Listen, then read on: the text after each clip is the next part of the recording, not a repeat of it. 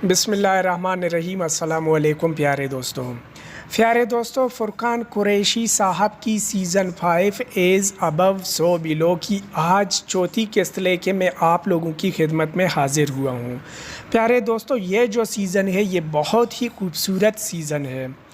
اس season میں پیارے دوستوں ہم زمین میں دریائے نیل اور دریائے فرات سے لے کے سدرۃ المنتہا کا سیر کریں گے اور اس کے بعد ہم جنتوں کا بھی سیر کریں گے۔ فرقان قریشی صاحب نے یہ سیزن بہت خوبصورتی، بہت محنت اور لگن کے ساتھ بنایا ہے۔ اگر میں کہوں کہ فرقان قریشی صاحب کی یہ جتنے بھی سیزن آئے ہیں ان میں سے یہ اس کا ایک بہترین، نایاب اور انمول سیزن ہے، تو میری یہ بات غلط نہیں ہوگی۔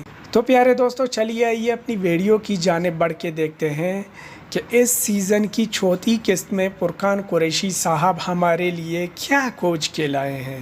تو چلیے آئیے اپنی ویڈیو کا آغاز کر کے ویڈیو کی جانب بڑھتے ہیں۔ بسم اللہ الرحمن الرحیم۔ السلام علیکم۔ ایز ابو سو بلو کی چوتھی قسط میں خوش آمدید۔ پچھلی قسط کی ریلیز کے بعد میں نے آپ کے تمام کمنٹس پڑھے اور ماشاءاللہ بالکل ویسا ہی ری ایکشن آیا جیسا کہ میں ایکسپیکٹ کر رہا تھا، ایک مائنڈ بلوئنگ قسم کا ری ایکشن۔ اور مجھے اس بات کی بہت خوشی ہے کہ آپ یہ سیریز قسط وار دیکھ رہے ہیں جیسا کہ اس کو دیکھنے کا حق ہے۔ اور آج آنے والے نئے ویورز کو بھی میں یہی ریکمینڈ کروں گا کہ اگر آپ نے پہلی 3 قسطیں نہیں دیکھیں تو پہلے انہیں ضرور دیکھیے گا، کیونکہ صرف تبھی آپ اس سیریز کو اس کی مکمل شان و شوکت کے ساتھ انجوائے کرنے کے علاوہ اسے سمجھ بھی پائیں گے۔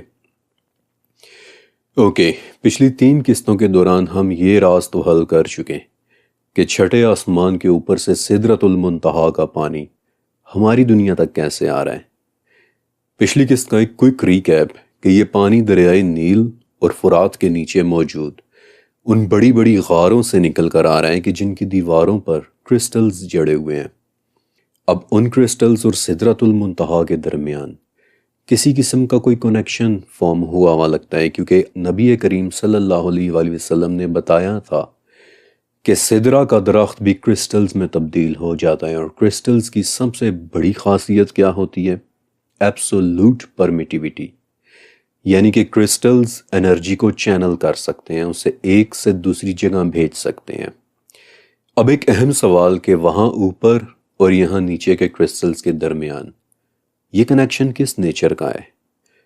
اب میرے پاس کئی تھیوریز ہیں، لیکن اگر چند الفاظ میں کہوں تو مکمل طور پر اس کنیکشن کو شاید ہم کبھی بھی سمجھ نہیں پائیں گے۔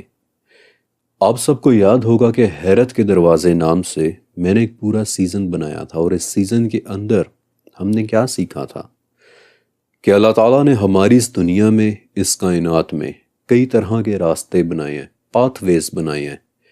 کچھ پاتھ ویز یا دروازے ایسے ہیں کہ جن سے چیزیں صرف نکلتی ہیں، ان میں جاتی نہیں ہیں۔ قرآن نے ان دروازوں کو مشرق کہہ کر بلایا، اور کچھ دروازے ایسے ہیں کہ جن میں چیزیں صرف داخل ہوتی ہیں، انٹر ہوتی ہیں، لیکن ان سے نکلتا کچھ بھی نہیں ہے۔ اور ان دروازوں کو قرآن نے مغرب کہہ کر بلایا، اور جس رب نے مشرق اور مغرب نامی یہ دروازے بنائے ہیں اس رب کو قرآن نے رب المشرقین و رب المغربین کہہ کر بلایا ہے۔ اور جس دن دروازوں کا یہ نظام ڈسٹرب ہو گیا، یعنی مغرب میں چیزیں جانے کے بجائے وہاں سے نکل آئیں، جو کہ حدیث کے ذریعے ہمیں پتہ ہے کہ ایک دن ایسا ہونا ہے کہ مغرب سے سورج نکل آئے گا، تو اسی وقت یہ نظام ڈسٹرب ہو کر قیامت کے آنے کا ایک پریلیوڈ بن جائے گا۔ اگر آپ مزید ان دروازوں کے متعلق جاننا چاہتے ہیں تو اس پر بڑی محنت کے ساتھ میں نے ایک پوری سیریز بنائی تھی، حیرت کے دروازے، آپ اسے ضرور دیکھیے گا۔ میں اس کی پلے لسٹ کا لنک بھی اس ڈسکرپشن میں انشاءاللہ لکھ دوں گا۔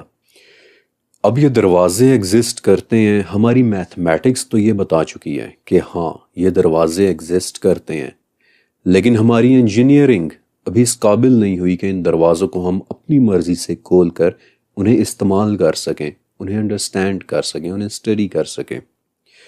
لیکن ایک بات پر ہماری انجینئرنگ بھی آہستہ آہستہ اب پہنچنا شروع ہو گئی ہے کہ ان دروازوں کے کھلنے اور بند ہونے کے ساتھ کرسٹلز کا کوئی نہ کوئی تعلق، کوئی کنیکشن ضرور ہے۔ اب پچھلی قسط میں ہم یہ دیکھ چکے ہیں کہ جنت کرسٹل سے بھری پڑی ہے، یاقوت، زمرد اور موتیوں سے بھری پڑی ہے، لیکن کیا وہ وہی یاقوت، زمرد اور موتی ہیں کہ جو یہاں ہماری اس دنیا میں ہیں؟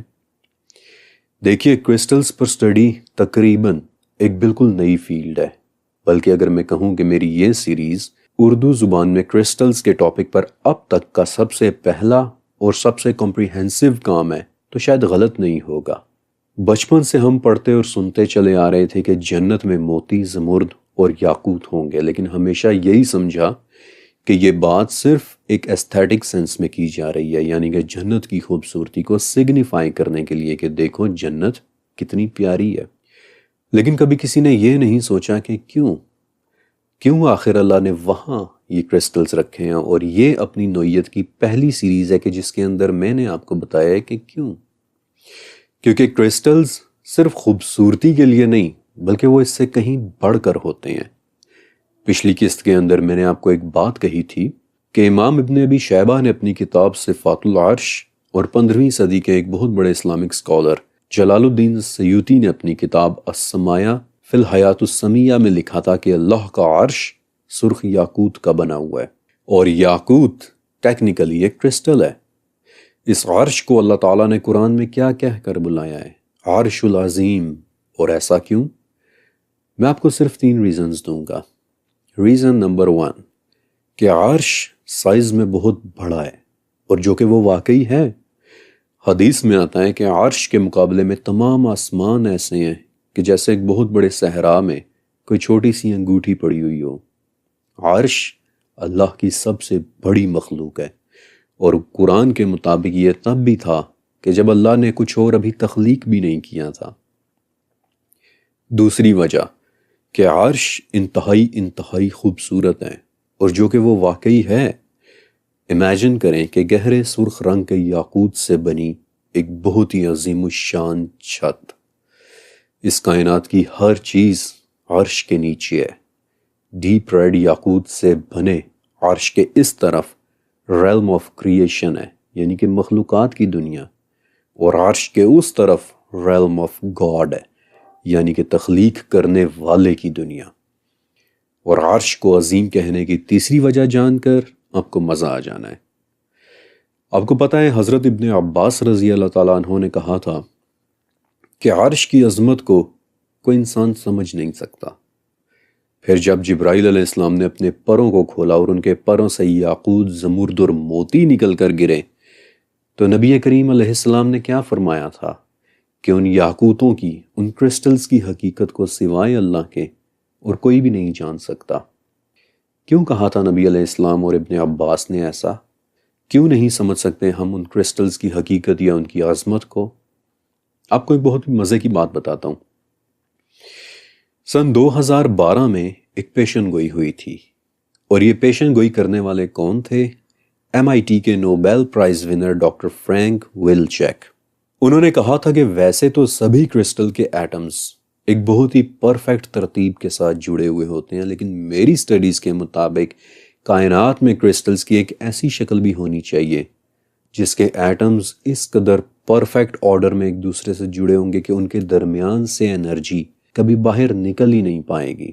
وہ انرجی ہمیشہ ان کے اندر رہے گی، اور وہ ایٹمز اپنی انرجی لوز کیے بغیر ہر وقت گھومتے چلے جا رہے ہوں گے۔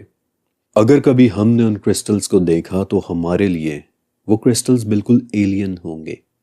ہماری فزکس اور تھرمو ڈائنامکس کا کوئی بھی قانون ان کرسٹلز پر پہنچ کر ختم ہو جائے گا۔ وقت ان کے لیے کوئی معنی رکھتا ہی نہیں ہوگا۔ وہ کرسٹلز وقت کی قید سے بالکل آزاد ہوں گے، اور اسی لیے ڈاکٹر ویلچیک نے انہیں نام بھی یہی دیا تھا، the time crystal. In crystals کے اندر انرجی کی بے تحاشا اماؤنٹ سٹور ہو سکے گی، اور ویلچیک نے کہا تھا کہ اگر کسی طرح سے ہم وہ کرسٹلز حاصل کر لیں تو ہماری ٹیکنالوجی کی پہنچ اس کائنات میں ہر طرف پھیل جائے گی۔ ڈاکٹر ویلچیک کی اس پیشن گوئی کے بعد ٹائم کرسٹلز کی فیلڈ میں کافی کام ہوا تھا، اور پھر 2019 کے نیچر میگزین میں ایک رپورٹ پبلش ہوئی تھی۔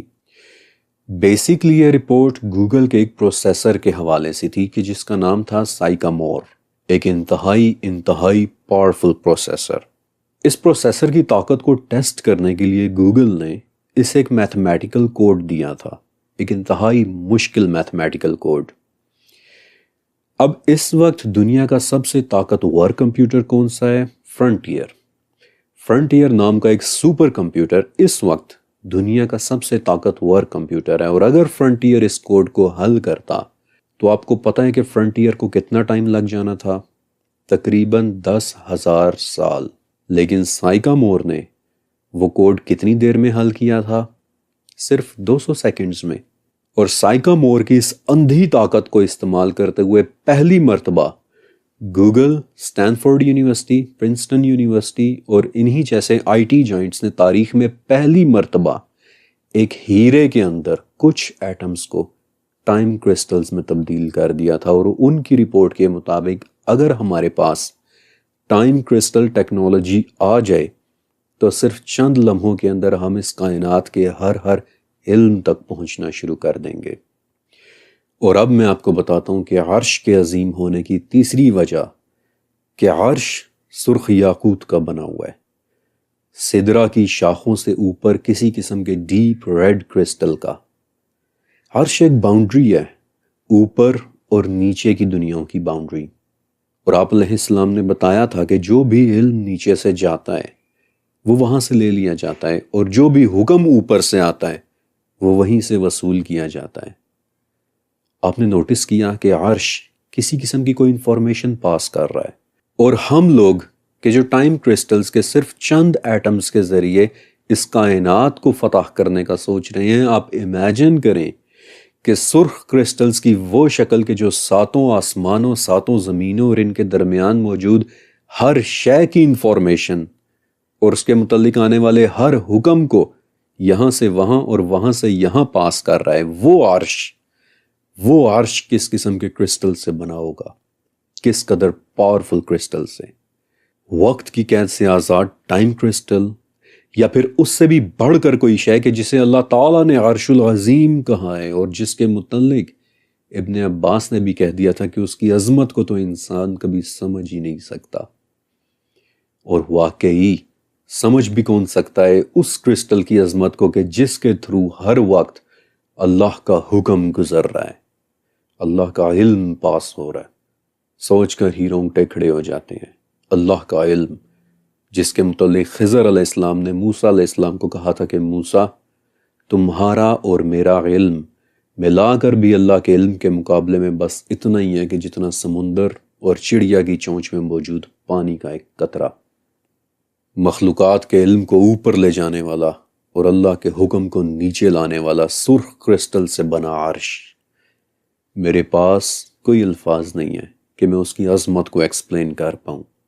اور یہ تھی وہ تیسری وجہ کہ کیوں اللہ نے اس کرسٹل کو عرش العظیم کہہ کر ریفر کیا ہے، اور خود کو رب العرش العظیم کہہ کر کے اس ناقابل تصور طاقت والے عرش کا رب بھی وہ اللہ ہی ہے۔ Amazing, just amazing. By the way جو کچھ بھی میں آپ کو بتاتا ہوں وہ بہت سوچ سمجھ کر بتا رہا ہوتا ہوں، یہ سب کچھ بلا وجہ نہیں ہوتا۔ مثلا ابھی میں نے آپ کو بتایا کہ اس وقت دنیا کے سب سے طاقتور کمپیوٹر کا نام فرنٹیئر ہے، یہ بات کسی وجہ سے ہی آپ کو بتائی تھی۔ آپ کو پتا ہے کہ اس وقت فرنٹیئر کہاں رکھا ہوا ہے؟ امریکہ کی ایک ریاست ٹینیسی کی ایک لیبارٹری اوک رج میں، جہاں وہ لوگ کرسٹلز اور ٹائم کرسٹلز کے ساتھ تجربات کر رہے ہیں۔ لیکن ایک بات بڑی دلچسپ ہے، آپ کو پتا ہے کہ اوک رج لیبارٹری میں ایک مشین ایسی ہے کہ جو پوری دنیا میں کہیں اور نہیں ہے۔ 85 میگا واٹ پاور کے نیوکلیئر ری ایکٹر سے چلنے والی ان کی ایک مشین کے جو نیوٹرونز کی ایک شعاع پیدا کرتی ہے، اور اس شعاع کے ذریعے اوک رج لیبارٹری ایک ایسی دنیا کو دریافت کرنے کی کوشش کر رہی ہے کہ جسے کوئی دیکھ ہی نہیں سکتا۔ اوک رج کے سائنسدان اسے ڈارک میٹر کی دنیا میں کھلنے والا ایک دروازہ کہتے ہیں، اور عام زبان میں ہم اسے پیرالل یونیورس ڈھونڈنے کی ایک کوشش کرنا کہتے ہیں۔ دنیا کے سب سے طاقتور کمپیوٹر فرنٹیئر کے ذریعے کرسٹلز پر ریسرچ، دوسری دنیاؤں میں کھلنے والے دروازوں پر ریسرچ، کچھ تو ہے کہ جسے وہ جانتے ہیں اور جسے ہم نہیں جانتے، اور میرے پاس آپ کو بتانے کے لیے اس حوالے سے اور بھی بہت کچھ ہے، لیکن یہ سیریز ان دنیاؤں کے بارے میں نہیں ہے، اس لیے وہ سب پھر کبھی۔ لیکن اس وقت میرا آپ سے ایک سوال ہے کہ کیا کبھی آپ نے سوچا کہ سدرۃ المنتہا آخر ایک درخت ہی کیوں ہے؟ آخر سدرہ ایک بہت بہت اہم جگہ کا نام ہے، وہ جگہ کہ جو خالق اور مخلوق کے درمیان، دو عالمین کے درمیان ایک باؤنڈری کا نام ہے۔ تو اللہ تعالیٰ نے اسے ایک درخت ہی کیوں بنایا؟ درختوں میں ایسا کیا ہوتا ہے؟ اگر آپ غور کریں تو آدم کی کہانی بھی بیسکلی ایک درخت ہی سے شروع ہوئی تھی کہ اے آدم، تم اور تمہاری بیوی جنت میں رہو اور جہاں سے چاہو کھاؤ پیو، لیکن اس درخت کے قریب بھی مت جانا۔ پھر موسیٰ علیہ السلام نے جب پہلی مرتبہ اللہ تعالیٰ سے کلام کیا تو القصص میں اس واقعے کی ایک ڈسکرپشن بھی دی گئی ہے کہ جب موسیٰ علیہ السلام اس بابرکت زمین پر پہنچے یعنی طور پر، تو وہاں موجود ایک درخت میں سے انہیں آواز دی گئی کہ اے موسیٰ، میں ہی ہوں اللہ، تمام جہانوں کا پروردگار۔ یہ بہت اہم آیت ہے اور اسے آپ نے اپنے ذہن میں رکھنا ہے۔ پھر ایک درخت ہی کے نیچے 1400 صحابہ نے نبی کریم صلی اللہ علیہ وآلہ وسلم کے ہاتھ پر بیعت کی تھی کہ جسے بیعت رضوان کہتے ہیں۔ اس درخت کا ذکر سورہ فتح میں بھی آیا ہے کہ اللہ مومنوں سے خوش ہو گیا کہ جب وہ درخت کے نیچے آپ سے بیعت کر رہے تھے، اور اسپیشلی اس درخت کے نیچے ہونے والی بیعت کے متعلق اللہ تعالیٰ نے یہ بھی فرمایا ہے کہ اس بیعت کے کرنے والوں کے ہاتھوں پر اللہ کا ہاتھ تھا۔ اور اس درخت کو صرف ایک نشانی مت سمجھیے گا، اس درخت کی اہمیت اس سے کہیں کہیں زیادہ ہے، کیونکہ بیعت کے اگلے سال جب صحابہ اس جگہ واپس آئے تو وہ درخت گم ہو چکا تھا، وہ وہاں سے جا چکا تھا۔ وہ درخت دوبارہ کبھی کسی کو نہیں ملا۔ یہ بات بہت اہم ہے اور آگے چل کر ایک مرتبہ پھر میں اس پر واپس آؤں گا۔ لیکن اب آپ کو احساس ہونا شروع ہوا کہ درختوں میں کچھ نہ کچھ خاص تو ضرور موجود ہے۔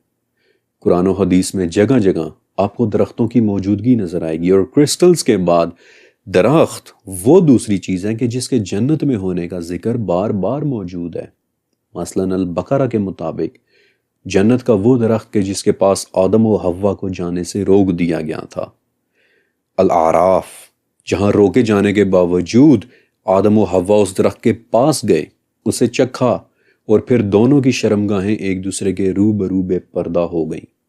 النحل، اور یہ بھی ایک بہت امپورٹنٹ آیت ہے کہ درختوں میں ان کے لیے بہت سی نشانیاں ہیں کہ جو عقل رکھتے ہیں۔ کون سی نشانیاں؟ میں بھی آپ کو بتاؤں گا بھی، ایک مرتبہ یہ لسٹ کمپلیٹ کرنے دیں۔ الاسرا، وہ درخت کہ جس سے اللہ تعالیٰ نے اپنی نفرت کا اظہار بھی کیا ہے۔ الطاحا، ایک درخت ہی کے متعلق شیطان نے آدم و حوا کے دل میں بھی وسوسہ ڈالا تھا کہ کیا میں تجھے ہمیشہ کی زندگی کے درخت اور ہمیشہ کی بادشاہی کے متعلق نہ بتاؤں کہ جو کبھی پرانی نہیں ہوگی۔ سورہ حج، درختوں کے متعلق اللہ نے یہ بھی فرمایا ہے کہ یہ اپنے رب کے حضور سجدے میں ہے۔ سورہ حج، جنتوں کے ان درختوں کا ذکر کہ جن کے نیچے نہریں لہریں لے رہی ہیں۔ المومنون، ایک درخت کی تعریف کہ جو طور سینا پہاڑ سے نکلتا ہے، یا پھر قرآن کی شاید سب سے پراسرار آیات میں سے ایک آیت کہ جس میں اللہ نے بذات خود اپنی مثال دی ہے، اور وہاں بھی ایک بابرکت درخت کا ذکر کیا ہے۔ پھر سورہ یاسین اور الواقعہ، دونوں صورتوں میں ایک ایسے سبز درخت کا ذکر ہے کہ جس سے آگ نکلتی ہے۔ پھر ایک اور درخت کہ جس کا ذکر 4 صورتوں میں ہے، اور اس کی 4 پراپرٹیز بتائی گئی ہیں کہ وہ درخت جہنم سے نکلتا ہے۔ وہ بڑی ہی سخت آزمائش والا درخت ہے، اس کے پتے اور شاخیں شیاطین کے سروں جیسے ہیں، اور یہ کہ وہ چکھنے میں تیز گرم پانی کی طرح ہیں اور پیٹ میں جا کر تانبے کی طرح ابلنے لگ جاتا ہے۔ الصافات، وہ درخت کہ جو حضرت یونس علیہ السلام کے اوپر تب اگا دیا گیا تھا کہ جب انہیں مچھلی نے اپنے پیٹ سے باہر نکال دیا تھا۔ اور سورہ رحمان میں ان درختوں کا ذکر کہ جو ستاروں کے ساتھ اللہ کے سامنے سجدے کرتے ہیں۔ ابھی میں نے آپ کو صرف قرآن میں درختوں کا ذکر دکھایا ہے، احادیث کو تو ابھی میں نے ٹچ بھی نہیں کیا، کیونکہ 749 احادیث ایسی ہیں کہ جو صرف درختوں کے ہی متعلق ہیں، اور وداؤٹ ریپیٹیشن، یعنی کہ تمام کی تمام احادیث اپنے متن میں یونیک ہیں، کوئی حدیث دوبارہ رپیٹ نہیں ہوتی، اور اگر میں حدیث میں درختوں کا ذکر کرنے لگ گیا تو یہ کس 2 گھنٹے سے پہلے شاید ختم بھی نہ ہو۔ مثلا میں آپ کو ایک حدیث کا بتاتا ہوں کہ جس میں جنت کے ایک درخت کا ذکر ہے، اس درخت کا نام طوبا ہے، اور وہ اس قدر بڑا ہے کہ بہترین سے بہترین گھوڑ سوار بھی اگر اس کے سائے میں بھاگنا شروع کرے تو 100 سال تک بھاگنے کے باوجود وہ کبھی اس کے سائے سے باہر بھی نہیں نکل پائے گا۔ اوکے، ایک انٹرسٹنگ بات کہ میں نے حدیث میں دی گئی انفارمیشن سے اس درخت کا سائز کیلکولیٹ کرنے کی کوشش بھی کی تھی کہ ایک گھوڑ سوار کی ایوریج سپیڈ 71 کلومیٹر پر آور ہوتی ہے، اور اگر وہ بغیر رکے بھی طوبا کے نیچے بھاگتا رہے تو 100 سال بعد وہ گھوڑ سوار 6.25 کروڑ کلومیٹر تک بھاگ چکا ہوگا، لیکن سٹل اس درخت کو کراس نہیں کر پایا ہوگا۔ آپ کو پتہ ہے کہ یہ کتنا فاصلہ بنتا ہے؟ 160 مرتبہ چاند پر جائیں اور واپس آئیں تب بھی طوبا کا درخت اس ڈسٹنس سے زیادہ ہی بڑا ہوگا۔ Amazing, just amazing. لیکن اگر میں نے درختوں کے متعلق حدیثوں کو ڈسکس کرنا شروع کر دیا تو سیریز بہت بہت لمبی ہو جائے گی۔ البتہ ایک حدیث ایسی ہے کہ جسے میں ہر حالت میں آپ کو سنانا چاہتا ہوں، اور یہ حدیث اس شخص کے متعلق ہے کہ جو جنت کے اندر سب سے آخر میں داخل کیا جائے گا۔ اس حدیث کے مطابق جب جنت والے تمام لوگ جنت میں داخل ہو جائیں گے تب سب سے آخر میں ایک شخص جہنم سے نکالا جائے گا، اور جس وقت وہ جہنم سے نکالا جائے گا تو اس وقت اس کی حالت اتنی بری ہوگی کہ کبھی وہ چل رہا ہوگا اور کبھی منہ کے بل گر رہا ہوگا، کبھی آگ ایک زوردار لپٹ کے ساتھ اس کے پیچھے آئے گی اور کبھی اسے صرف چھو کر ہی واپس چلی جائے گی۔ لیکن بالآخر لڑکتے لڑکتے وہ شخص جب آگ سے دور پہنچ جائے گا تو اس وقت پلٹ کر وہ آگ کی طرف دیکھے گا، اللہ کا شکر ادا کرے گا، اور پھر اللہ سے ایک دعا کرے گا کہ یا اللہ، سب لوگ جنت میں چلے گئے ہیں، سو اب تو مجھے وہ چیز دے دے کہ جو ابھی تک کسی اور کو نہیں دی۔ تو اپنی اس دعا پر اسے دور ایک درخت دکھائی دینے لگے گا۔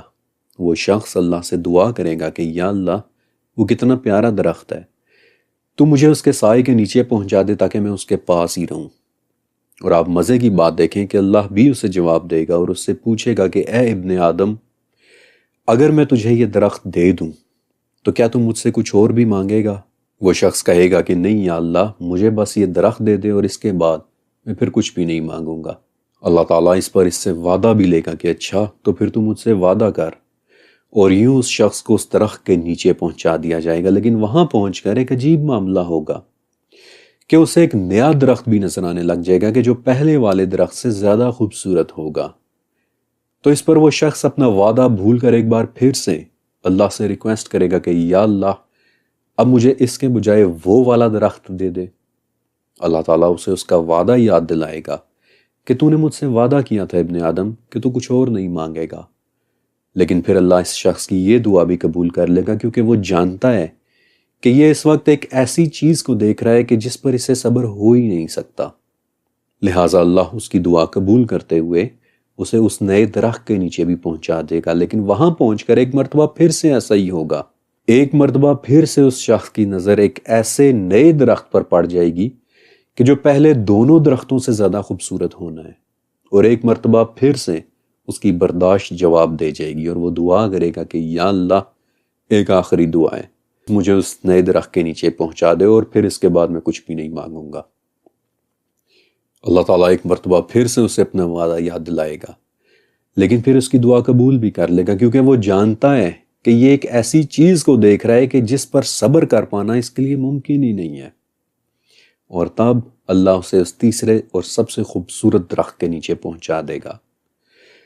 لیکن یہاں پر پہنچ کر ایک مرتبہ پھر سے ایک عجیب واقعہ رونما ہوگا۔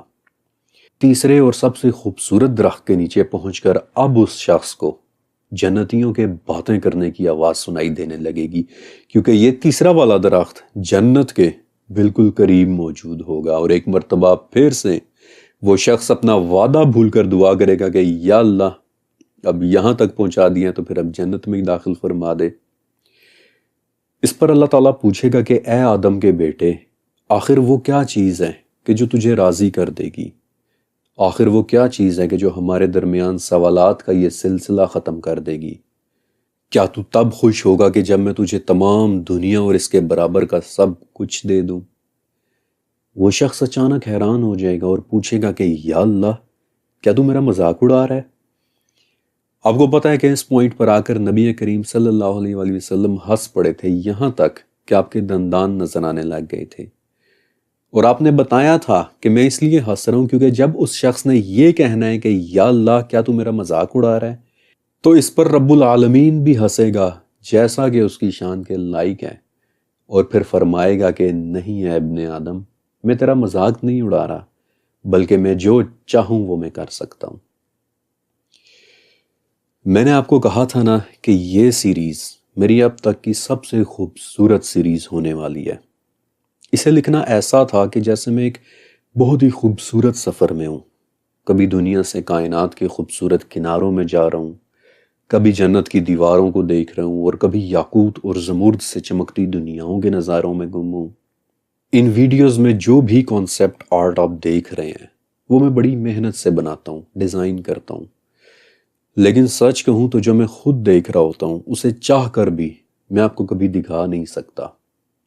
بس یوں سمجھ لیں کہ مجھے لگتا ہے کہ یہ والی سیریز فرقان قریشی بلاگ سے ریسرچ کی زبان میں ہونے والی ایک انتہائی خوبصورت شاعری کا نام ہے۔ لیکن اب یہاں سے آگے بڑھتے ہیں اور دیکھتے ہیں کہ درختوں کی اہمیت اسلامک اکاؤنٹس میں اتنی زیادہ کیوں ہے۔ ہمیشہ کی طرح سب سے پہلے سب سے سادہ سوال کہ درخت آخر ہوتا کیا ہے؟ اور یہ بات سن کر آپ کو یقیناً بہت حیرانی ہوگی کہ اس دنیا کا سب سے پرانا اور سب سے معمر جاندار ایک درخت ہے کہ جو پچھلے 9,500 سال سے ناروے میں زندہ ہے، لیکن اس کی سیفٹی اور سیکیورٹی کی وجہ سے اس کی لوکیشن کبھی ڈسکلوز نہیں کی گئی۔ صرف سائنسدان اس تک جاتے ہیں، اس کی دیکھ بھال کرتے ہیں، لیکن کبھی کسی کو یہ نہیں بتاتے کہ وہ درخت ہے کہاں پر۔ ہمیں صرف اتنا پتا ہے کہ وہ درخت ناروے میں ہے، ڈارک گرین ناردرن لائٹس کی سرزمین ناروے میں۔ انسانوں سے پہلے، جانوروں سے بھی پہلے، اس دنیا میں پیدا ہونے والی سب سے پہلی شاید درخت تھے، اور مزے کی بات دیکھیں کہ آج تک درختوں کی کوئی ایک یونیورسل ڈیفینیشن ہو ہی نہیں سکی، یعنی کہ درخت کہتے کسے ہیں اس بات پر آج تک اتفاق نہیں ہو سکا۔ اور اس کی ایک وجہ یہ بھی ہے کہ جن درختوں کو ہم دیکھ رہے ہیں وہ صرف پچھلے 37 کروڑ سال سے ایسے ہیں، جبکہ اس سے پہلے اس دنیا میں درختوں کی بالکل ہی ایک علیحدہ شکل و صورت ہوا کرتی تھی۔ بہرحال آج بھی ہماری دنیا میں تقریباً 3 ٹریلین یعنی 3 کھرب درخت موجود ہیں، جن کی 60,000 سے لے کر 1 لاکھ کے درمیان تک مختلف قسمیں ہیں۔ مثلاً اخروٹ ایک قسم ہے، سیب کا درخت دوسری قسم ہے، کیلا تیسری قسم ہے، لیکن ایگزیکٹلی دنیا میں کتنی قسم کے درخت ہیں یہ بات کوئی بھی نہیں جانتا، کیونکہ دنیا کے زیادہ تر درخت ٹراپیکل علاقوں کے گھنے جنگلوں میں اگتے ہیں، اور یہ جنگل اتنے گھنے ہیں کہ ہمارے وہ سائنسدان جنہیں ہم باٹنسٹ کہتے ہیں، یعنی کہ پودوں اور درختوں کی سٹڈیز کرنے کے ایکسپرٹس، وہ ان گھنے جنگلوں کے اندر تک پہنچ بھی نہیں پاتے۔ اس لیے درختوں کی دنیا کا ایک بڑا حصہ آج بھی ان ایکسپلورڈ ہے۔ لیکن پھر بھی درختوں کی ایک ڈیفینیشن یہ ہے کہ کوئی بھی ایسا پودا جس کی عمر 2 سال سے زیادہ ہوتی ہو، جس کا تنا اتنا بڑا اور مضبوط ہو کہ وہ شاخوں اور پتوں کو سپورٹ کر سکے، ان کا وزن سہار سکے، باٹنی کی زبان میں اسے ایک درخت ہی کہیں گے۔ اور شروع سے لے کر آج تک انسان درختوں پر بہت بہت بہت زیادہ ڈیپینڈنٹ رہا ہے۔ اب اس کی ایک وجہ تو وہ ہے کہ جو ہم سب بچپن سے جانتے ہیں کہ درخت ہمیں آکسیجن دیتے ہیں، یعنی درختوں کی وجہ سے ہم سانس لے پا رہے ہیں۔ لیکن ایک منٹ کے لیے ذرا غور کریں کہ آکسیجن کے علاوہ درختوں سے ہم کیا کیا کچھ لے رہے ہیں۔ مثلاً پھل، مثلاً مختلف قسم کے تیل اور روغن، مغزیات، کافی، چاکلیٹ، مختلف قسم کے نٹس، لاتعداد اقسام کے سیرپس، کاغذ، کئی قسم کے مسالے مثلاً دار چینی یعنی سینمن وغیرہ۔ پھر ہمارے کتنی اقسام کے کھانے درختوں سے آ رہے ہیں، اور شاید سب سے بڑی بات کہ ہمارے گھروں میں استعمال ہونے والی لکڑی وہ بھی درختوں سے ہی آ رہی ہے۔ پھر ہزاروں سال سے انسان درختوں سے مختلف قسم کی دوائیاں لیتا چلا آ رہا ہے۔ اپنے ریسرچ ورک کے دوران میں نے کانگریس کی لائبریری میں حضرت عیسیٰ علیہ السلام کے زمانے کی ایک کتاب دیکھی تھی دی میٹیریا میڈیکا، جس میں تقریباً 600 درختوں اور پودوں اور ان کے میڈیسنل یوزز کے متعلق لکھا ہوا ہے۔ چاہتے نہ چاہتے بھی انسان درختوں پر ہی ڈیپینڈ کر رہے ہیں، لیکن درخت صرف انسانی ضرورت کی نہیں بلکہ اس سے کہیں زیادہ کی اہمیت بھی رکھتے ہیں۔ ہزاروں سال سے درخت مقدس سمجھے چلے جاتے رہے ہیں، اور آپ دیکھنا چاہیں گے کہ کیسے؟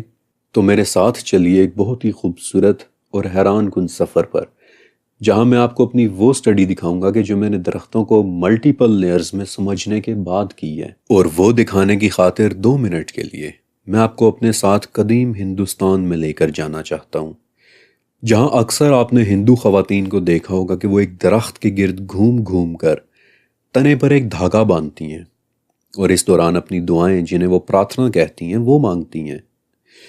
اس وقت پورے انڈیا میں 14,000 سے زیادہ ایسے مقدس درخت یا مقدس درختوں کے جھنڈ ہیں کہ جنہیں government of India sacred grooves کہتی ہے، لیکن یہ صرف وہ تعداد ہے کہ جو گورنمنٹ آفس میں رجسٹرڈ ہے، جبکہ اصل تعداد 1 لاکھ سے بھی زیادہ ہے۔ ہندو اور بدھ مائتھولوجی میں 5 درخت ایسے ہیں کہ جنہیں وہ پنچاوتی کہتے ہیں، یعنی مقدس 5، the sacred 5، جن میں سے ایک درخت تو ایسا ہے کہ جو انڈیا کا قومی درخت بھی ہے، یعنی برگد کا درخت، دی بنیان ٹری۔ ہندو، جین اور بدھ مائتھولوجی کے مطابق گوتم بدھ نے بھی برگد کے ایک بوڑھے درخت کے نیچے بیٹھ کر ہی اپنی تپسیا یا پھر میڈیٹیشن کی تھی، اور مجھے پورا یقین ہے کہ اگر آپ پنجاب سے ہیں تو آج بھی آپ نے کئی بوڑھے برگد کے درخت دیکھ رکھے ہوں گے کہ جو کبھی کبھار جی ٹی روڈ کے پرانے حصوں کے آس پاس نظر آ جاتے ہیں۔ اس کے بعد پیپل کا مقدس درخت، جس کے متعلق ہمارے پاکستان میں بھی کئی لوک کہانیوں کے علاوہ کئی توہمات اور ڈراؤنی کہانیاں بھی منسوب ہیں۔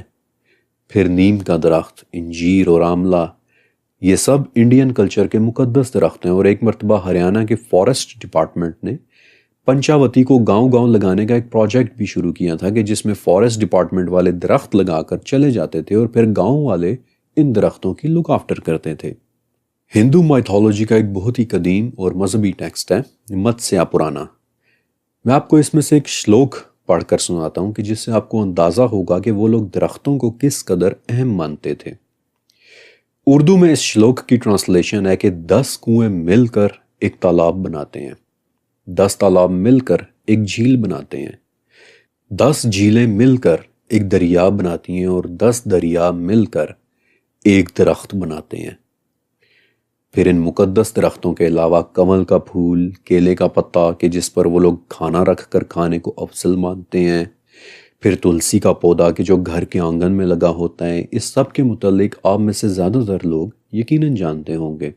پھر ہندو مائتھولوجی کے بعد اینشنٹ کیلٹکس اور ڈرویڈز کلچرز میں آپ کو کئی مقدس درخت نظر آئیں گے، اور آج سے 2500 سال پہلے افلاطون نے بھی ایتھنز کے باہر جب اپنی اکیڈمی بنائی تھی تو وہ زیتون کے مقدس درختوں کے نیچے ہی بنائی تھی۔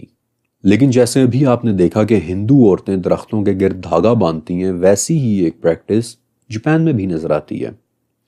جاپان میں مقدس درخت کو شنبوکو کہتے ہیں، اور آپ اس کے تنے پر بندھی ہوئی رسی دیکھ کر آسانی کے ساتھ اسے آئیڈینٹیفائی کر سکتے ہیں۔ آپ کو ایک مزیدار سی بات بھی بتاتا ہوں کہ جاپان کے شہر کایاشیما میں جب وہ لوگ ریلوے اسٹیشن بنا رہے تھے، تب اسٹیشن کے راستے میں 700 سال پرانا ایک مقدس درخت آ گیا تھا، اور جب گورنمنٹ اسے گرانے لگی تو مقامی لوگوں نے زبردست احتجاج کیا، جس پر آپ کو پتہ ہے کہ حکومت کو کیا کرنا پڑا تھا۔ انہوں نے درخت کو گرائے بغیر اس کے گرد ہی ریلوے اسٹیشن بنا دیا، اور جاپان کا وہ مقدس درخت اسٹیشن کے بیچوں بیچ آج بھی وہیں اپنی جگہ پر موجود ہے۔ اوکے، انڈین اور جاپنیز کلچر ایک دوسرے سے ہزاروں میل دور ہیں، لیکن درختوں کے متعلق ان کے عقائد اتنے سملر کیسے؟ دونوں کلچرز میں درخت کے تنے پر رسی یا دھاگا لپیٹنے کی وجہ کیا ہو سکتی ہے؟ اس سوال کا جواب سینٹرل افریقہ کے ایک ملک کانگو میں مل سکتا ہے۔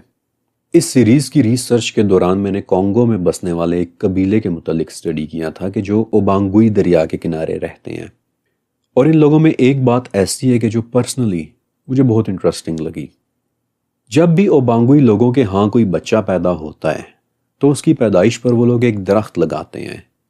وہ درخت بچے کے ساتھ ساتھ ہی پرورش پاتا ہے، بڑا ہوتا ہے، اور اگر اس درخت پر کوئی بیماری آ جائے تو گاؤں والے یہ تصور کرتے ہیں کہ شاید بچہ بھی اندرونی طور پر بیمار ہے، اور پھر وہ لوگ اس درخت اور بچے دونوں کی نگہداشت کرتے ہیں۔ کئی سال گزرنے کے بعد اس درخت پر جب پھول نکلیں تو گاؤں والے اسے ایک اشارہ سمجھتے ہیں کہ اب بچے کی شادی کا وقت آ گیا ہے، اور جب اپنی عمر پوری کرنے کے بعد وہ بچہ جوان اور بوڑھا ہو کر پھر فوت ہو جاتا ہے تو اس وقت قبیلے والے یہ مانتے ہیں کہ بچے کی روح اب اس درخت میں چلی گئی ہے، اور اس درخت کی شاخوں کے ذریعے وہ روح اب دوسری دنیاؤں میں چلی جائے گی۔ پرسنلی مجھے یہ داستان بڑی انٹرسٹنگ لگی، لیکن آپ نے ایک اہم بات نوٹس کی کہ اوبانگوئی کے لوگ درخت کو ایک سمبولک میننگ بھی دیتے ہیں کہ جس کی شاخیں دوسری دنیاؤں اور ہماری دنیا کے درمیان ایک لنک کا کام کرتی ہیں۔ ڈنمارک، ناروے اور سویڈن کی نورس مائتھولوجی میں بھی ایک بہت بڑا مقدس درخت ہے یہ گادرے سل، ایک بہت بڑا درخت کہ جس کی جڑیں زمین میں اور شاخیں آسمان کی مختلف دنیاؤں میں پھیلی ہوئی ہیں، اور اس کی شاخوں پر مختلف مخلوقات رہتی ہیں۔ آپ بٹوین دا لائنز چھپی ہوئی ایک انفارمیشن سمجھ رہے ہیں؟ اگر نہیں تو اب جو میں آپ کو بتانے والا ہوں اسے آپ نے بہت غور سے سننا ہے۔ درخت ایک ایسی شے ہے کہ جس کی جڑیں زمین میں یعنی مٹی اور پانی میں، جبکہ اس کی شاخیں ہواؤں اور آسمان میں ہوتی ہیں۔ یہ دونوں چیزیں دو مختلف عالموں میں زندہ ہوتی ہیں۔ درخت کو ہمیشہ سے دو مختلف عالموں کے درمیان ایک لائیو کنیکشن کے طور پر دیکھا جاتا ہے، اوپر اور نیچے کے کنیکشن کی علامت، ابو اور بلو کے کنیکشن کی علامت، ایک ایسا لنک کہ جو دو مختلف ریلمز میں زندہ ہوتا ہے، ایک ایسا کنیکشن کہ جو بالکل مختلف دنیاؤں میں زندہ ہوتا ہے۔ مٹی کی دنیا یعنی نیچے اور آسمان کی دنیا یعنی اوپر کے درمیان ایک لنک کی علامت ہے۔ اسی لیے بانگوئی لوگ مانتے ہیں کہ روحیں شاخوں کے ذریعے دوسرے عالم میں چلی جاتی ہیں۔ اسی لیے ہندو میتھولوجی میں عورتیں تنے کے گرد دھاگا باندھتے ہوئے پرارتھنا کرتی ہیں، کیونکہ وہ یہ علامت دکھا رہی ہوتی ہیں کہ ہم اپنی دنیا کو اوپر کی دنیا سے جوڑ رہی ہیں۔ جاپان میں بھی شنبوکو کے گرد رسی ایک سمبولک معنی میں لپٹی ہوتی ہے، جس کے دو ریزنز ہوتے ہیں۔ پہلا یہ کہ کہیں کوئی اپنی لا علمی میں مقدس درخت کو نقصان نہ پہنچا دے، اس لیے اسے رسی پہنا کر مارک کیا جاتا ہے، اور دوسرا یہ کہ وہ رسی بھی ایک سمبولک رکاوٹ ہوتی ہے، ایک سمبولک بیریئر ہوتی ہے کہ دوسری دنیا سے کوئی چیز نکل کر ہماری دنیا میں نہ آ جائے۔ ہر کلچر میں درخت ایک علامت کے طور پر بھی دیکھا جاتا ہے، دو مختلف عالموں کے درمیان ایک کنیکشن کی علامت، اوپر اور نیچے کو ایک دوسرے سے جوڑنے کی علامت۔ اور کیا اسلام میں بھی درخت کسی قسم کا کوئی سمبولک میننگ رکھتا ہے؟ جی ہاں، بالکل رکھتا ہے، بلکہ اسلام میں تو درخت اتنا واضح سمبولک میننگ رکھتا ہے کہ اسے تو میں بالکل آخر میں بیان کرنا چاہتا تھا۔ سورہ ابراہیم کی 24 نمبر آیا کہ پاکیزہ کلمے کی مثال ایک درخت کے جیسی ہے کہ جس کی مضبوط جڑیں اور اس کی شاخیں آسمان میں ہیں۔ قرآن میں بھی درخت کو ایک سمبولک میننگ دیا گیا ہے کہ جو شروع تو تمہارے پاس سے ہوتا ہے، زمین میں، نیچے کی دنیا میں، لیکن اس کی پہنچ، اس کا لنک سیدھا آسمانوں میں جاتا ہے۔ اور اسی لیے پچھلی قسط کے اندر میں نے آپ کو وہ حدیث یاد رکھنے کا کہا تھا کہ جس میں نبی کریم صلی اللہ علیہ وآلہ وسلم نے فرمایا کہ میں ایک درخت پر بیٹھا کہ جس کی شاخیں بڑھتی چلی گئیں، یہاں تک کہ میں چاہتا تو آسمان کو چھو سکتا تھا، اور پھر میرے لیے ایک دروازہ کھول دیا گیا۔ درخت ہمیشہ سے ایک علامت رہا ہے، ایک عالم سے دوسرے عالم میں داخل ہونے کی علامت۔ اسی لیے حضرت موسیٰ علیہ السلام سے بھی اللہ تعالیٰ نے کلام ایک درخت سے نکلنے والے شعلے سے کیا کہ جو ایک علامت ہے، اوپر اور نیچے کے درمیان کھلے ایک کنیکشن کی علامت۔ اور اب میں چاہتا ہوں کہ آپ ایک قدم پیچھے ہٹ کر بننے والی اس انتہائی خوبصورت تصویر کو دیکھیں کہ سدرۃ المنتہا ایک عظیم الشان درخت کہ جس کی جڑیں چھٹے اور شاخیں ساتویں آسمان میں ہیں۔ یہ درخت ایک باؤنڈری ہے کہ جس سے اوپر کچھ بھی نہیں جا سکتا، اور دو آسمانوں کے درمیان یہ درخت ایک کنیکشن کے طور پر کام کر رہا ہے، ایک connection between the realm of creation and the realm of God. یہ درخت کرسٹلز میں بھی بدل جاتا ہے کہ جس کی جڑوں سے 4 دریا نکلتے ہیں، جن میں سے 2 دریا ہماری دنیا میں بھی آ رہے ہیں۔ اور وہ کیسے؟ کیونکہ کرسٹلز بھی ان 2 عالمین کے درمیان ایک کنیکشن کے طور پر کام کر رہے ہیں۔ وہاں کرسٹل سے بنے درخت سے جو پانی نکل کر وہاں کی زمین میں جا رہا ہے، وہی پانی ہماری زمین کے نیچے کی ان غاروں سے نکل کر باہر آ رہا ہے کہ جن کی دیواروں پر کرسٹلز جڑے ہوئے ہیں۔ اور وہ بھی کن جگہوں سے نکل رہا ہے؟ دلدلوں سے، کہ جو خود بھی ایک طرح کے کنیکشن کی علامت ہے، پانی اور زمین کے درمیان ایک کنیکشن کی علامت۔ آپ دیکھ رہے ہیں کہ کس طرح اوپر اور نیچے کے درمیان کنیکشن فارم ہو رہے ہیں، ایک انتہائی خوبصورت کنیکشن۔ ہر چیز کے کئی معنی ہیں، بس آپ کو یہ سیکھنا ہے کہ ان ملٹیپل میننگز کو سمجھنا کیسے ہے، انہیں انٹرپریٹ کیسے کرنا ہے۔ القرآن یہ کسی انسان کا کلام نہیں ہے، یہ ایک سپریم ہستی کا کلام ہے کہ جو ملٹیپل ڈیمینشنز میں بات کرتی ہے، اور اس کے کلام کو سمجھنے کے لیے آپ کو ہر ڈیمینشن میں سوچنا سیکھنا پڑے گا۔ اور یہاں سے آگے اب میں آپ کو ماضی سے نکال کر مستقبل میں لے کر جانے والا ہوں، جہاں میں آپ کو سونے کا وہ پہاڑ دکھاؤں گا کہ جو سدرۃ المنتہا کی جڑوں سے نکلنے والے ایک دریا فرات کے ذریعے ہماری دنیا میں آ کر ظاہر ہو جائے گا۔ اور یہاں سے آگے کی اگلی قسطوں کو آپ نے انشاءاللہ بہت انجوائے کرنا ہے۔ لیکن تب تک کے لیے میری طرف سے آپ سب کو اللہ حافظ۔ تو میرے پیارے دوستو، یہ تھا ہمارا آج کا ویڈیو۔ ہم امید کرتے ہیں کہ آپ لوگوں کو ہمارے ویڈیوز پسند آ رہے ہوں گے، تو اس لیے آپ لوگوں سے گزارش ہے کہ آپ لوگ اپنی پسندیدگی کا اظہار ہمارے ویڈیوز کو لائک، کمنٹس اینڈ اپنے چاہنے والوں کے ساتھ شیئر کر کے کیا کریں۔ تو انشاءاللہ بہت جلد ملیں گے اسی سیزن کی اگلی قسط کے ساتھ۔ تب تک کے لیے ہمیں اجازت دیجیے اور اپنا خیال رکھیے۔ اللہ حافظ۔